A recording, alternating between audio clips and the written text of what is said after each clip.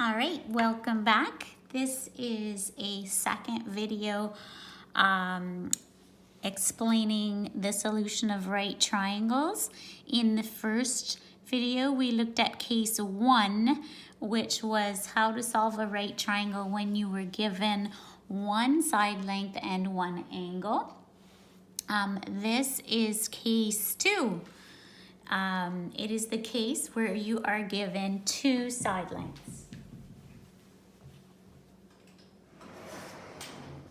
So just a reminder before we get started again about the labeling of the triangle. It'll always be just like this general one drawn here. We're going to be making use of the Pythagorean theorem and the three main trig functions.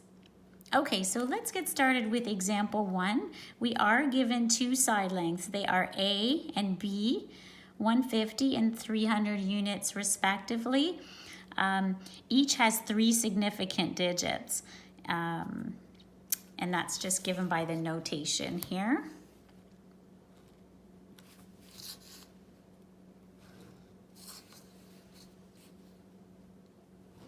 All right, so the side length A can be placed here and side length B would be placed here. And we discussed this in the previous lesson as well. When you solve a right triangle, you will be finding 3 unknown quantities. So in this case, that means finding the one side length here, which is C, as well as the 2 angles here and here, labeled A and B. Okay, so let's begin. When we have side lengths given with 3 significant digits, okay, it means that when we calculate that missing side length, we'll make sure we round it to 3 significant digits. But it also means that when we calculate the angles we go across in the chart, we'll make sure we write down the angles to the nearest tenth. Okay, let's start with finding C. Now we can use the Pythagorean theorem when we know 2 of the 3 side lengths. So in this case, C squared will be 150 squared plus 300 squared. Okay, so we can work C squared out first. 150 squared plus 300 squared equals. So you get this number for C squared. And therefore C is its square root. So we take the square root of this number. And now remember we're rounding to 3 significant digits. So that would be 335. Okay, just like that. It's perfect.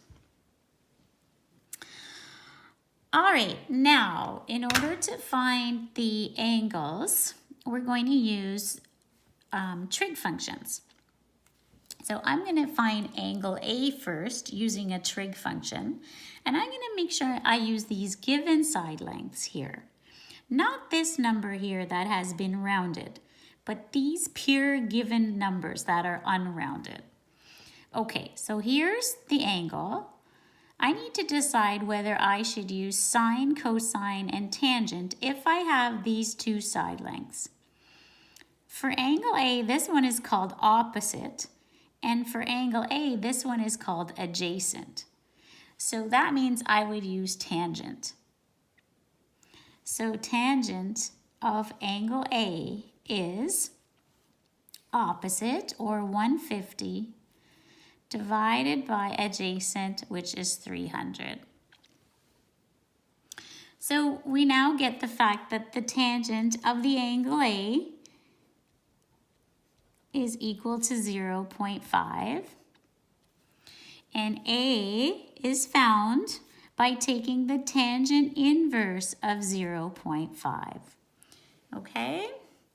So when we're trying to figure out the angle in degrees, that's when we use an inverse function. So on this calculator, it's shift tangent 0.5 equals, and this is my angle here. And remember, since the side lengths have 3 significant digits, we'll round this number this angle in degrees to the nearest tenth. So that would be 26.6 degrees. Just like that. Okay, now in finding angle B, I could use another trig function, and I think I will just for practice, okay? So for the angle B, this side 300 is now opposite and this one is now adjacent. That's still tangent. So tangent of B has the opposite side length 300 on top of the adjacent side length of 150. So the tangent of angle B is equal to 2, and B is the tangent inverse of the number 2. Okay, so with this calculator, shift tangent 2 equals, and I get the angle 63.4 degrees. And at that point, I'm actually done because I did indeed find the missing side and the 2 missing angles. Now, I know that some students would have just subtracted to find the last angle, and that's fine because we know there are 180 degrees in a triangle. So you can do that. You can subtract to find angle B. So angle B is 180 minus 90 minus 26.6, which is 63.4 degrees. But since I didn't subtract, I can use that as my final check.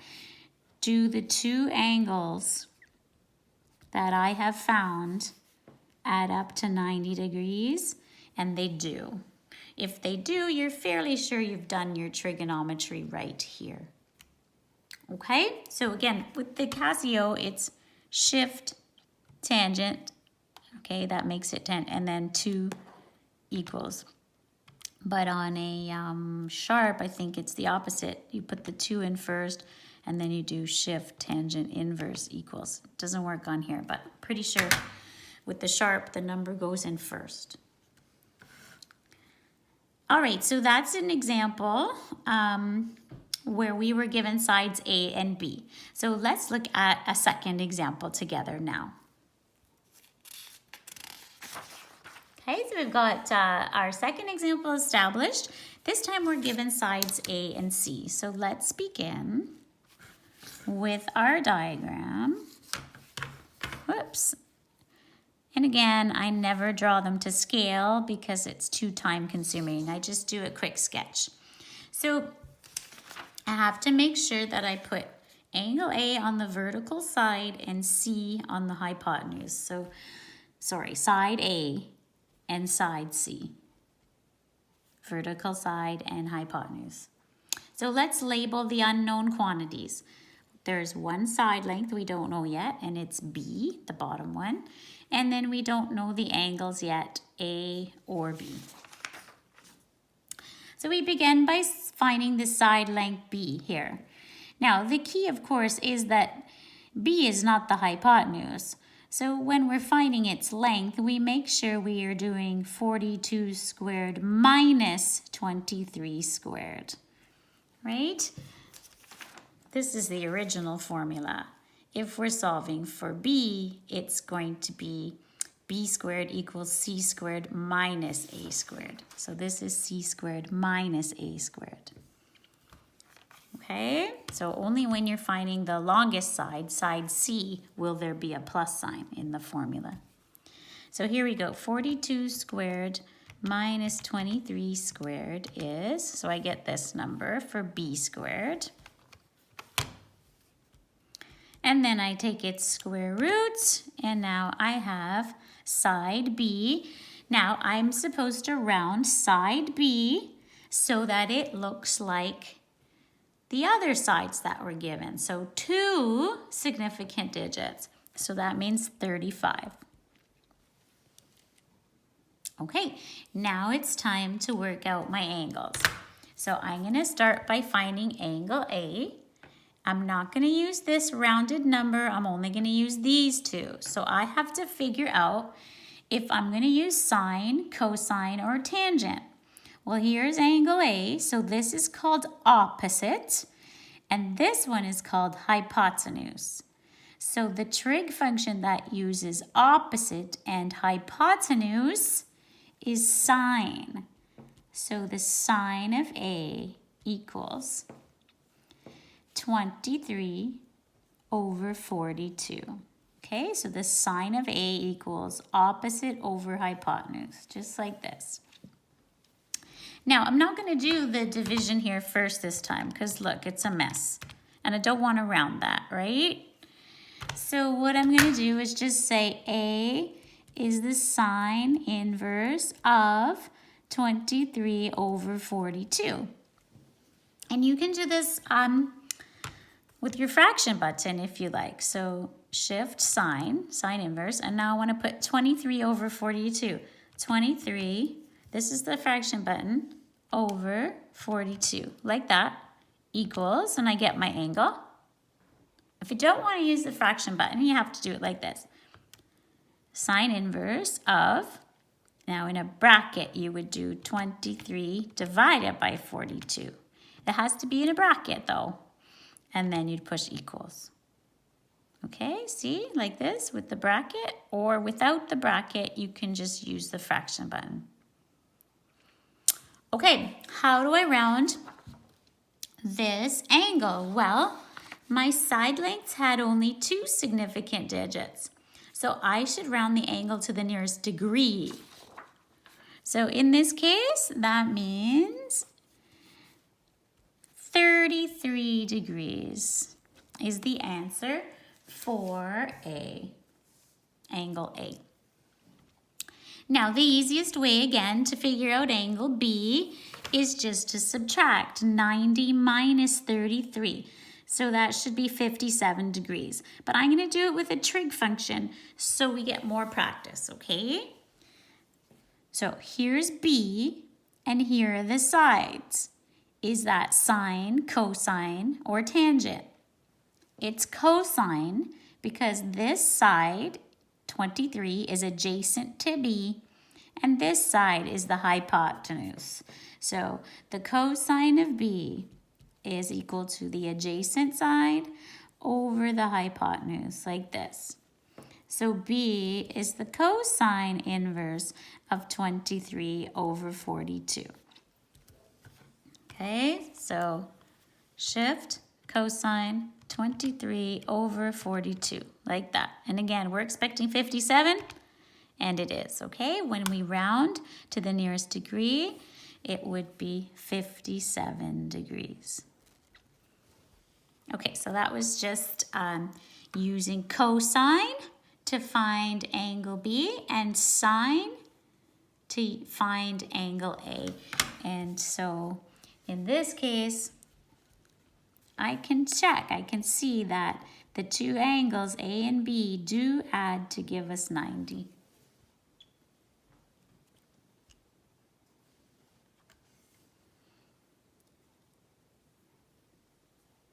All right, one final example for us, because this is really the only other possible triangle of this case.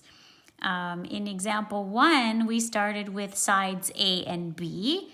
In example 2, we started with A and C. So the last option is, what do you do if you're given sides B and C?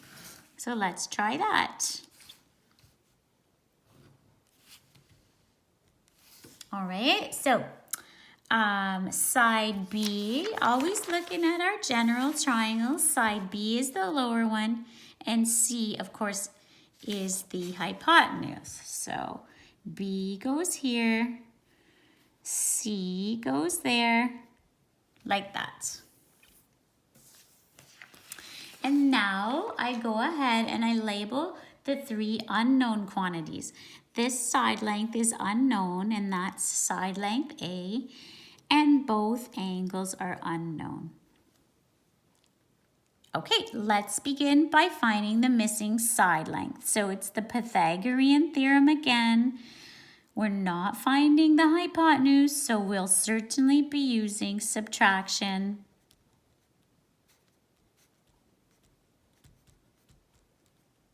Subtraction right here. Again, if you were going to solve for a squared is c squared minus b squared. When this comes to the other side of the equation, it is subtracted. So this is c squared minus b squared. Okay, so then we could punch this in. We go 88.32 squared minus 68.75 squared.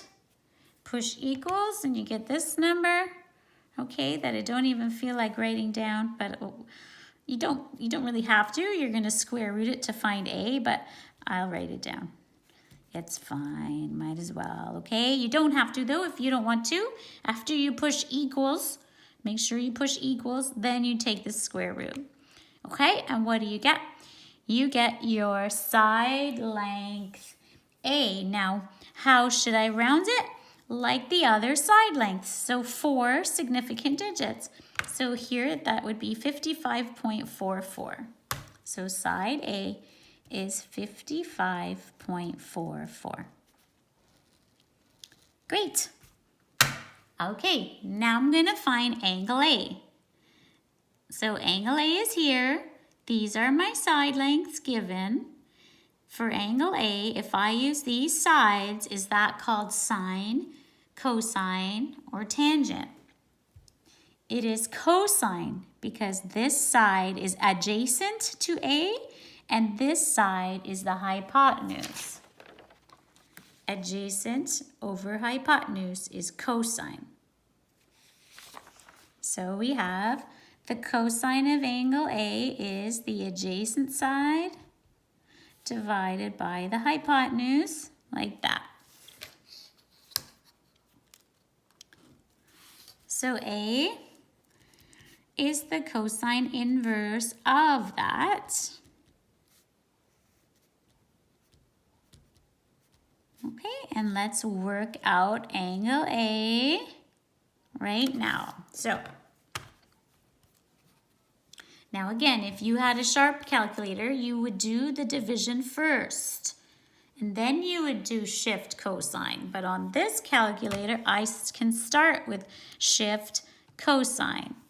And now I want to be putting in 68.75 over 88.32. And there it is. That's my angle A.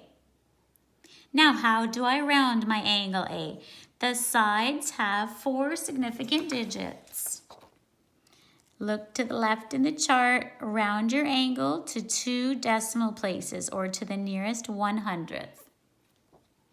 So that means it will be 38.88 degrees.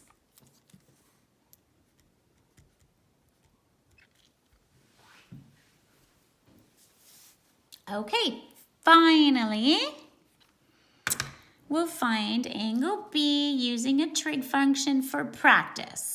Okay, when you are doing these problems on your own, if you just want to subtract to find angle B, that's fine. But for practice, I will use a trig function. So here's angle B. I only want to use these given quantities, which have not been rounded. So for angle B, we have an opposite side length and a hypotenuse. So that means sine of B is what we will use. Sine is the one with the opposite and hypotenuse. Opposite, hypotenuse. So sine of B is 68.75 divided by 88.32. And B is then the sine inverse of that.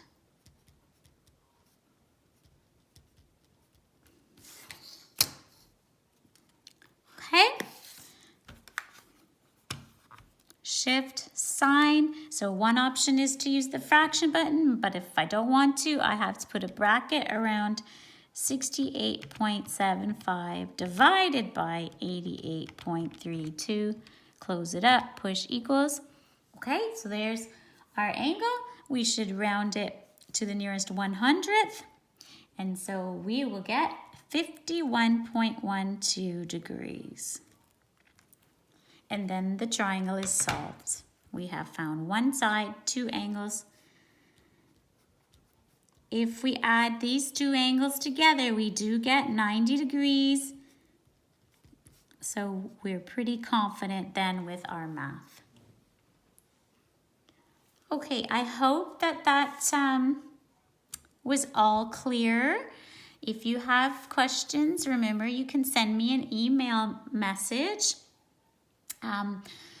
We've now done both cases for solving right triangles, and just in the same item where you found this video link, there will be a few questions from your textbook listed that you can try for practice. Okay, thanks again, and have a really good day.